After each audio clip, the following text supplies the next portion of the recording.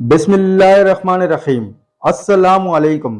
Asia کوچک سے واپس آ کر سلطان محمد خان نے سب سے پہلا کام یہ کیا کہ ہنی داس بادشاہ ہنگری سے 3 سال کے لیے صلح کا عہد نامہ کرا لیا۔ اس عہد نامے کے مکمل ہو جانے سے سلطان کو اپنی سلطنت کی شمالی حدود کی جانب سے اطمینان حاصل ہو گیا۔ اسی دوران میں ینگچری فوج اور اس کے سرداروں کی طرف سے بدعنانیاں ملاحظہ کر کے سلطان نے ان کو قرار واقعی سزائیں دے کر ان کی اصلاح کی۔ قیصر قسطنطین نے دوبارہ اپنے ایلچی ایڈریانوپل میں سلطان کے پاس بھیجے اور پھر شہزادہ ارغان کے نفقہ کے اضافہ ورنہ اس کے آزاد کر دینے کی دھمکی دی اور نہایت صوفیانہ انداز سے اصرار کیا کہ اس کا جواب سوائے اس کے اور کیا ہو سکتا تھا کہ سلطان محمد خان ثانی نے ارغان کے نفقہ بالکل بند کر دیے اور قیصر کے سفیروں کو نہایت ذلت کے ساتھ اپنے دربار سے نکلوا کر قسطنطنیہ پر حملے کی تیاریوں میں مصروف ہو گیا۔ اب قیصر کی آنکھیں کھلی اور اس کو اپنی غلطی کا احساس ہوا کہ میں نے جس کو روبہ سمجھا تھا وہ در حقیقت شیر ہے۔ چونکہ قیصر قسطنطین اپنی شجاعت اور ہوشیاری میں ممتاز اور بہت باہمت شخص تھا، اس نے یہ دیکھ کر کہ مجھ کو سلطان محمد خان سے ضرور دو ہاتھ کرنے پڑیں گے، بلا توقف جنگی تیاریاں شروع کر دی۔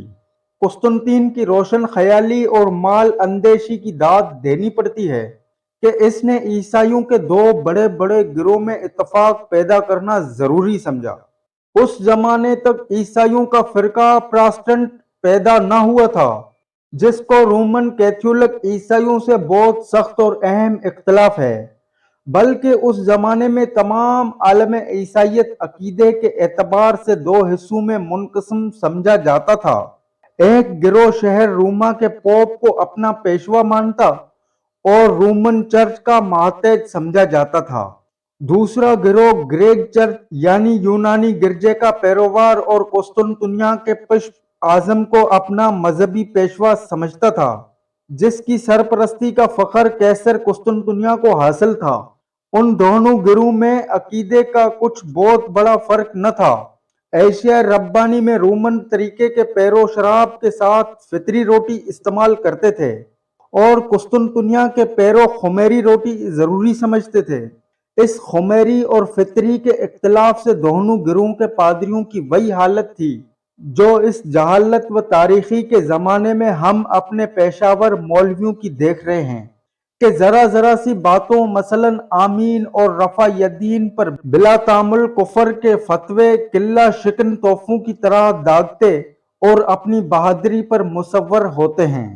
قیصر قسطنطین نے روما کے پوپ کو لکھا کہ اب وقت آ گیا ہے کہ ہم اپنے مذہبی اختلاف کو مٹا دیں اور سب متحد و متفق ہو کر مسلمانوں کا مقابلہ کریں۔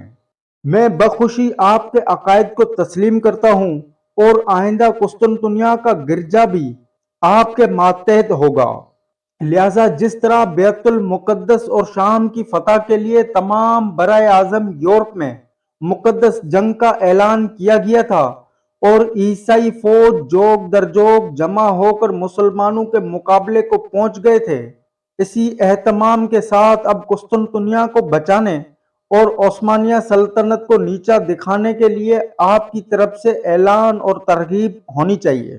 قیصر قسطنطین کی یہ تجویز بہت کارگر اور مفید ثابت ہوئی۔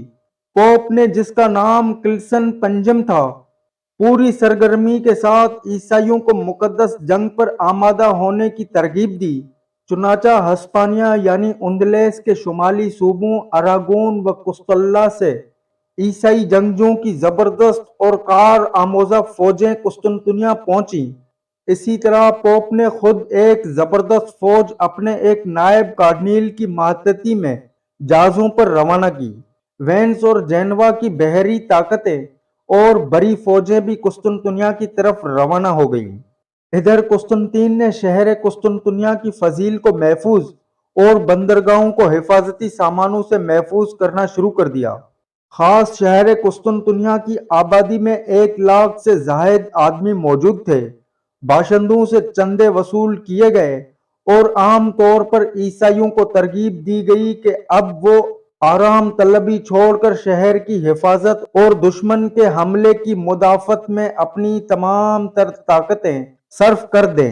یورپ کے عیسائی مورخ حتیٰ کہ ایڈمنڈا ولیور اور ای ایس کرسی بھی، جو اپنی بے تعصبی اور راست گفتاری کے لیے شہرت رکھتے تھے، فتح قسطنطنیہ کے حالات بیان کرتے ہوئے اپنے یورپی اور عیسائی تعصب سے مغلوب ہو جاتے ہیں۔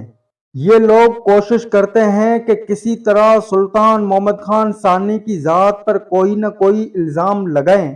چنانچہ یہ لوگ قسطنطین کی فوج اور اس کی جنگی تیاریوں کو بیان کرتے ہوئے ہچکچاتے ہیں، کیونکہ اس طرح ان کو سلطان محمد خان ثانی کی غیر معمولی شجاعت اور حیرت انگیز استقلال کا اقرار کرنا پڑتا ہے۔ بہرحال سلطان محمد خان ثانی کے آفتاب سے زیادہ روشن کارنامے ان منصف مزاج عیسائی مورخوں نے خون کے گھونٹ پی پی کر لکھے ہیں۔ سلطان محمد خان ثانی نے ایک ہوشیار آنگر اربان نامی نو مسلم کو، جو ہنگری کا قدیمی باشندہ اور اسلام قبول کرنے سے پیشتر قسطنطین کا نوکر رہ چکا تھا، حکم دیا کہ وہ بڑی بڑی زبردست مارکی توپیں بنانا شروع کر دے۔ چنانچہ وہ متعدد توپیں تیار ہوئیں، جن میں بعض بہت ہی بڑی اور وزنی گولہ پھینکنے والی تھی۔ چند سال پیشتر یعنی سلطان مراد خان ثانی کے عہد حکومت سے سلطنت عثمانیہ نے لڑائیوں میں توپوں کا استعمال شروع کر دیا تھا، مگر ابھی یہ کوئی بہت کارآمد آلہ جنگ نہ تھا۔ قلعوں کی دیواریں مسمار کرنے میں توپ کا مرتبہ منجنیق سے کچھ زیادہ بلند نہ تھا۔ چنانچہ یہ توپیں جو سلطان محمد خان نے اربان سے تیار کرائیں اور جن کی نقل و حرکت اور ایک جگہ سے دوسری جگہ لے جانے میں بڑی دقت اور دشواری پیش آتی تھی، وہ ایسی تھیں کہ ایام معاصرہ میں صبح سے شام تک ان سے صرف 7-8 مرتبہ فائر ہو سکتے تھے۔ چنانچہ اسی معاشرے میں قسطنطنیہ میں یہ کچھ بہت مفید ثابت نہیں ہوئی۔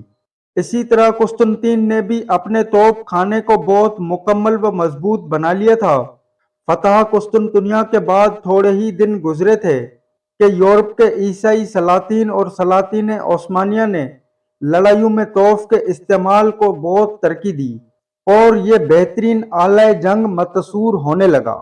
سلطان محمد خان ثانی نے اپنی سلطنت کے ہر ایک حصے میں نظم و انتظام اور امن و امان قائم رکھنے کے لیے سب سے پہلے اپنی کوشش و توجہ منتف کی، اور جب اس طرف سے کلی اطمینان حاصل ہو گیا تو قسطنطنیہ کے محاصرے کے لیے 50,000 سوار اور 20,000 پیدل کی ایک پرجوش اور بہادر فوج منتخب کی۔ سلطان محمد خان کی فوج کا 70,000 ہونا کرسی نے بیان کیا ہے کہ جو یقیناً مبالغہ سے خالی نہیں، کیونکہ دوران محاصرے میں جو 16 اپریل سے 29 مئی سن 1453 عیسوی تک یعنی 7 ہفتے قائم رہا، اس 70,000 فوج کے لیے سامان رسد کا مہیا ہونا ان حالات میں کوئی آسان کام نہ تھا۔ سن 853 ہجری مطابق سن 1452 سے طرفین کی جنگی تیاریاں اعلانیہ شروع ہو گئی تھی۔ قیصر قسطنطین نے قسطنطنیہ کے اندر سامان رسید اور غلہ وغیرہ حد سے زیادہ جمع کرا لیا تھا۔ یورپ کے ملکوں سے نہ صرف جنگجو لوگوں کے جہاز آ رہے تھے، بلکہ اور دوسرے ملکوں سے معمار و انجینئر اور تجربہ کار جنگی سردار شہر قسطنطنیہ کی مضبوطی کے سامانوں کو مکمل کرنے کے لیے موجود ہو گئے تھے۔ سمندر کی جانب سے بندرگاہ کے دہانہ پر ایک مضبوط آہنی زنجیر اس طرح دونوں طرف باندھی گئی تھی کہ کسی جہاز کا بندرگاہ میں داخل ہونا کسی طرح ممکن نہ تھا۔ ہاں جب شہر والے خود چاہتے تھے کہ جہاز کو اندر آنے دیں تو اس زنجیر کو سمندر کی گہرائی میں ڈھیلا کر کے ڈال دیتے تھے اور جہاز اندر داخل ہو جاتا تھا۔ اس کے بعد زنجیر کو کھینچ دیا جاتا تھا اور پھر کسی غیر جہاز کا داخل ہونا غیر ممکن ہوتا تھا۔ شہر کی فصیل 14 میل قطر کے دائرے میں نہایت مضبوط اور ناقابل تسخیر تھی۔ سمندر کی جانب سے یعنی جس طرف بندرگاہ تھی، فصیل کسی قدر نیچی اور کمزور تھی کیونکہ اس طرف سے کسی حملے یا محاصرے کی توقع نہیں ہو سکتی تھی۔ فصیل کے چاروں طرف گہری خندوق جو ناقابل گزر تھی، کھودی ہوئی تھی۔ فصیل کے باہر بھی جا بجا مضبوط پرجوں کے ذریعے سے خندوق و فصیل کی حفاظت کے لیے توپیں اور مضبوطی فوجی دستے تیر اندازوں کے معمور تھے۔ پرانی تعمیر کے پرجوں اور دیوار کے ان حصوں کو جو بھاری توپوں کے چڑھانے اور ان سے فائر کرنے کی حالت میں شکستہ ہو جانے کی استعداد رکھتے تھے، از سر نو مضبوط و مستحکم بنایا گیا۔ اس طرح قسطنطنیہ کی حفاظت کا جس قدر سامان اور اہتمام ہو سکتا تھا، وہ بدرجہ اتم پورا کر لیا گیا تھا۔ سلطان بایزید یلدرم نے آبنائے باسفورس کے تنگ ترین مقام کے ایشیائی ساحل پر ایک قلعہ بنایا تھا۔ سلطان محمد خان ثانی نے جب قسطنطنیہ کی فتح کا ارادہ کیا تو اس قلعے کے مقابل یورپی ساحل پر ایک قلعہ بنانا شروع کیا، اور یہی گویا اس کی سب سے پہلی علی الاعلان جنگی تیاری تھی۔ یہ قلعہ بہت جلد بن کر تیار ہو گیا اور اس پر توپیں چڑھا دی گئیں، جیسا کہ مقابل کے ایشیائی قلعے پر بھی توپیں موجود تھیں۔ اس طرح آبنائے باسفورس کا دروازہ سلطان محمد خان ثانی نے بند کرا دیا اور بحیرہ سعود کو بحیرہ معمورہ سے جدا کر کے قیصر کے جہازوں کو بحیرہ سعود میں آنے سے روک دیا۔ لیکن اس سے قسطنطین کو کوئی نقصان نہیں پہنچ سکتا تھا، کیونکہ اس کی درہ دانیال کے ذریعے سے یورپی ممالک یعنی اٹلی و اسپین وغیرہ سے امداد پہنچ رہی تھی۔ سلطان محمد خان کے پاس کل 300 کشتیاں بتائی جاتی ہیں، جو قریباً سب سے چھوٹی چھوٹی تھیں، اور ان میں سے ایک بھی ایسی بڑی نہ تھی جو قسطنطین کے 14 بڑے بڑے جنگی جہازوں میں کسی چھوٹے سے چھوٹے جہاز کے برابر ہو۔